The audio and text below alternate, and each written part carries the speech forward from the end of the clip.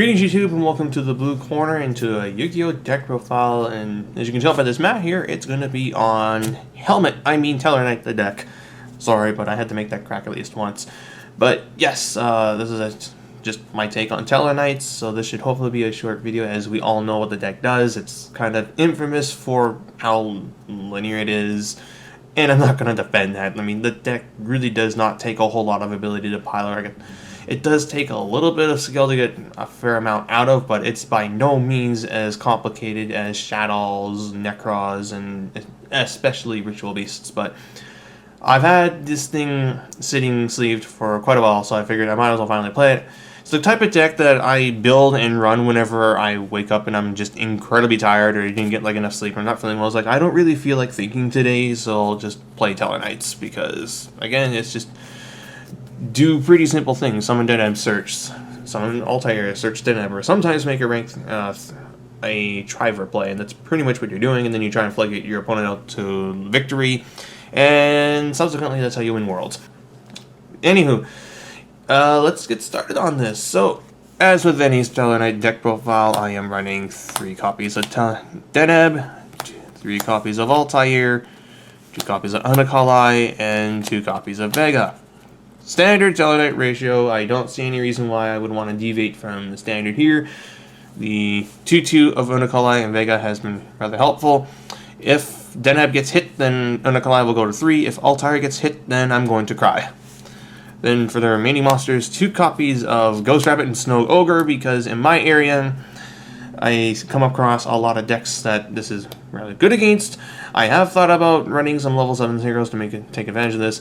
I also do like the idea that in a couple of weeks I can also fetch this back with Norden and go into Clearwing Synchro Dragon, that's his name, which would be actually pretty strong.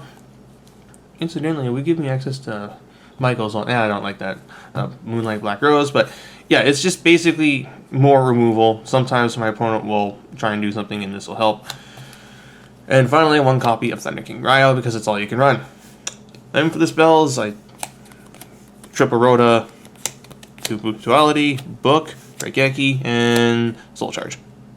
Not much to say about this one either. Just all the good spells. I'm not running upstarts, as I honestly don't have the space for them, as I had to make room for all of my wonderful trap cards that, well, whenever I play this deck, I don't particularly see that often, as was the case at my locals, where against the opponents that mattered, I opened Monster Heavy and subsequently lost, because what the hell do you do when you open Unak, Deneb, Vega, or something like that?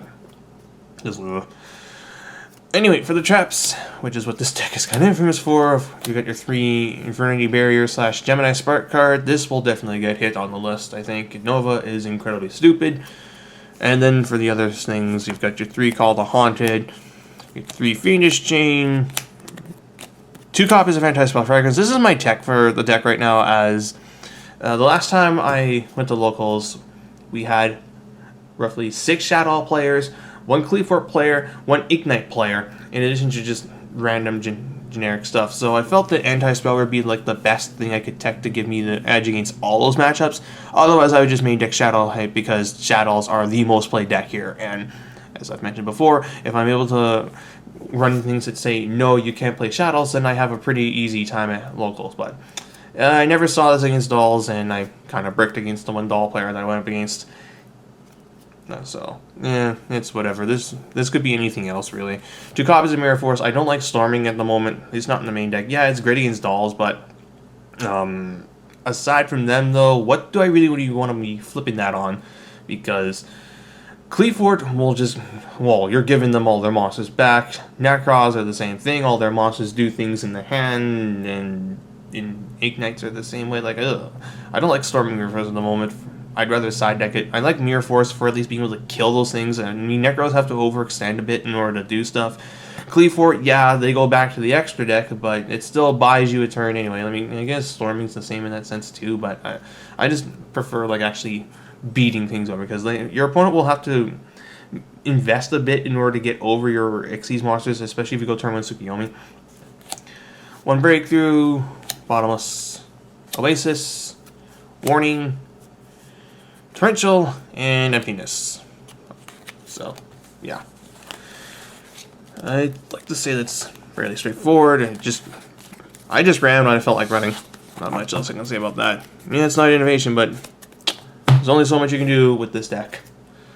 Okay, for the extra deck, I'm running 2 copies of Triver, 1 Telemios, Diamond, Deltaros, and Pleiades for your stuff. I mean, Triver is your win button, Telemios lets you make Diamond if really quickly.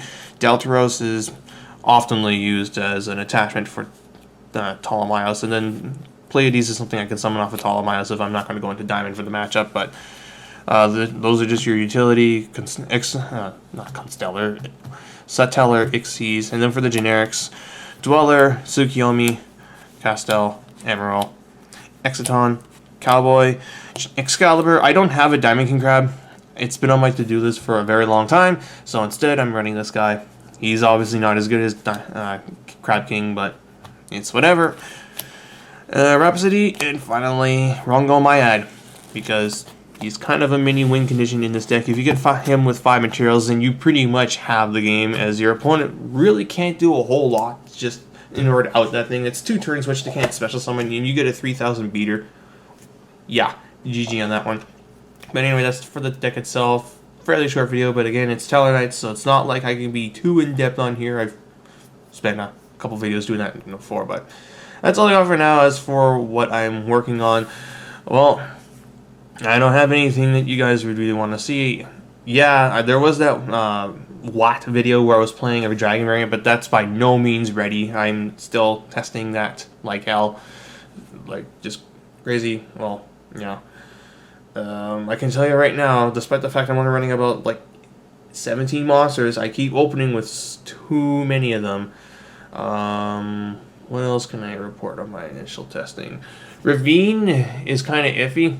I like it because it helps you get those like dead monsters like Red Eyes Black Flare Dragon out of your hand into the graveyard, and it makes Wyvern really good, but at the same time it eats away your hand, and both Red Eyes and Disaster variants have a problem building back up a hand after you've burned through a lot of it. There's so many -1s in the deck. Dragon Shrines on -1/2. Ravine's a continual -1 each turn. But that's all for this. Stay tuned, though, for some Card Vanguard stuff, as I've got 2 decks of that I want to upload. And then we'll just take it from there.